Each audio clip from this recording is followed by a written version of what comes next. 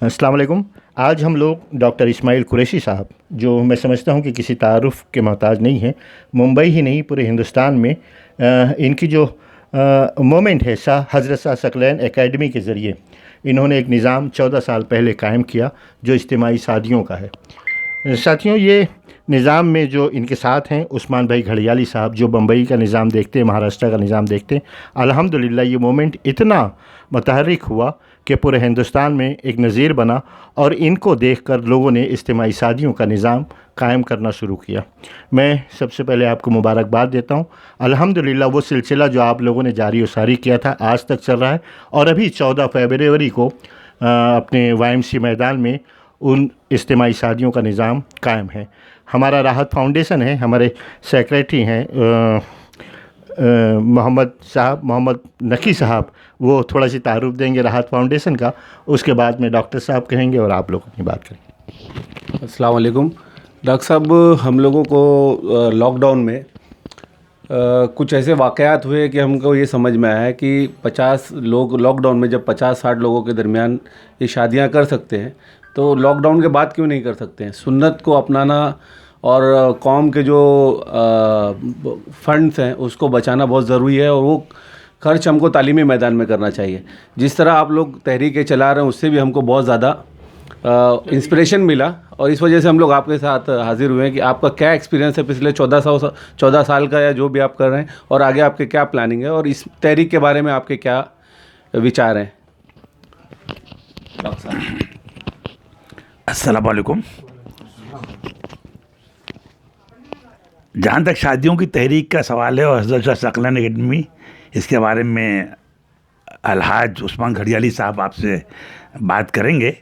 मुझे खुशी इस बात की है कि हर अदारा जो बनता है उसका एक ही नज़रिया होता है और वो उसी नज़रिए से काम करते हैं जो आम तौर से कॉमन है। आप जब आए कल मिले तो मुझे बड़ी खुशी हुई।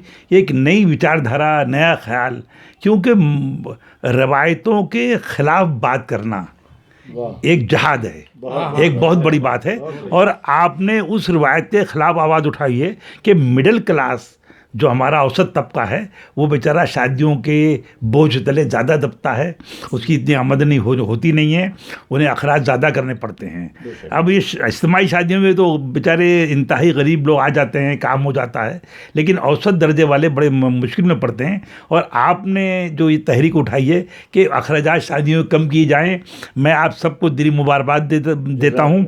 और आपसे गुफ्तगू करने के बाद मैं रात गए तक बहुत सोचता रहा कि वाकई इसका असर पूरे हिंदुस्तान पे नहीं बल्कि सब कॉन्टिनेंट बर्रे सगीर में भी इसकी आवाज़ जाएगी और आपकी तहरीक इंशाल्लाह बहुत आगे जाएगी। मैं कदम कदम पे आपके साथ हूँ।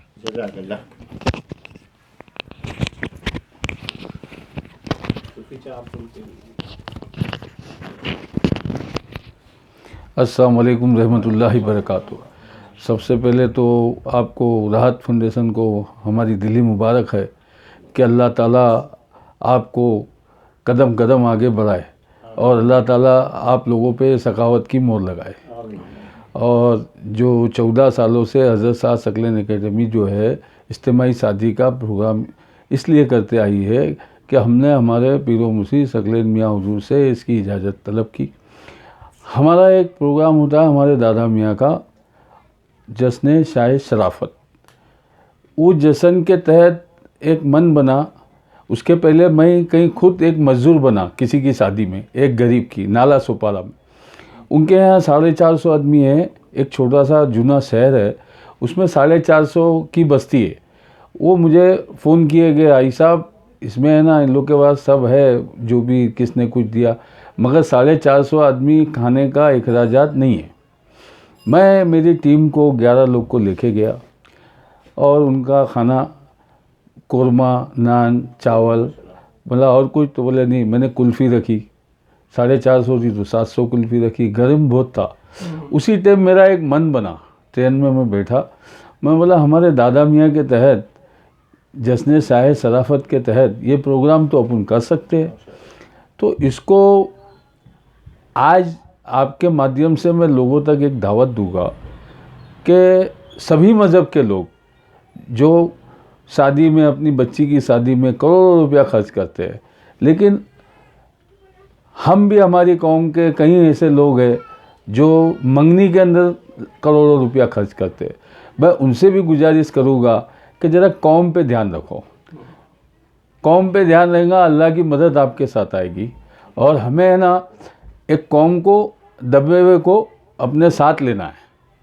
जिस तरह ज़कात का मसला होता है, एक गरीब तबके में वो ज़कात इसलिए जाती है कि वो हमारे साथ ईद मनाए। तो इसी तरह हम चाहते हैं कि ये इज्तिमाई शादी जो है, वो जो बच्चियां हैं गरीब, वो ये ना समझे। अभी इसमें मसला ये साहब है, जैदी साहब, मैं आपको एक बात बताऊं कि हम लोग ने पहली जो शादी रखी थी, हम खुद एप्लीकेशन भर के वहीं फॉर्म भरते थे। उसमें एक माँ बर्तन धोती थी, उसके पास है ना 500 रुपये फार्म की कीमत है। वो भी हम लोग एकेडमी अपने जुम्मे नहीं रखती, अभी 1000 रुपया है, 500 दुल्हन के 500 दूल्हे के, मगर वो भी एकेडमी अपने जुम्मे नहीं लगती है। इमाम साहब जब निकाह पढ़ाने आते हैं तो उन्हें हम कवर में वो दे दिया जाता, कमेटी अपने जुम्मे। मगर वो माँ, बर्तन धोने वाली माँ, जब उससे हमने मांगा, जब भी 250 रुपया था, उसके आँख में आंसू आ गए। तो कमेटी ऐसे लोग का भी अखराजात अपने जुम्मे ले लेती है। हमारी हज़रत शाह सकलैन एकेडमी जो है, वो अपने जुम्मे ये अखराजात ले लेती है, ताकि वो भी उसे ये ना लगे। मगर हम ये चाहते हैं कि जो अल्लाह के रसूल सल्लल्लाहु अलैहि वसल्लम ने जो कानून बनाए, हमारी कौम भी है ना उस पर, उस कानून के ऊपर नज़र रखे और उस पर ध्यान दे, ताकि लोग आगे बढ़े। और मैं आप राहत फाउंडेशन को फिर से मुबारकबाद देता हूँ कि अल्लाह आपको इस काम में दिन दूनी रात चौगनी और लोग आपसे मिलते रहे, और अल्लाह आपकी इसमें मदद करे। और रसूल पाक सल्लल्लाहु अलैहि वसल्लम की उम्मत में है ना हमारे को सखावत की नज़र पे रखे। एक आदमी मिलियनपति होता है मगर सखी नहीं होता है। एक आदमी मिलियनपति होता है, हज नहीं पढ़ सकता है, लेकिन वो कब पढ़ सकता है? अल्लाह के तरफ से उसको सखावत की मोर, जब और सखावत की मोर जिस पे लग जाती है ना, उसे कोई बहका नहीं सकता है। अस्सलाम वालेकुम रहमतुल्लाहि व बरकातहू। आप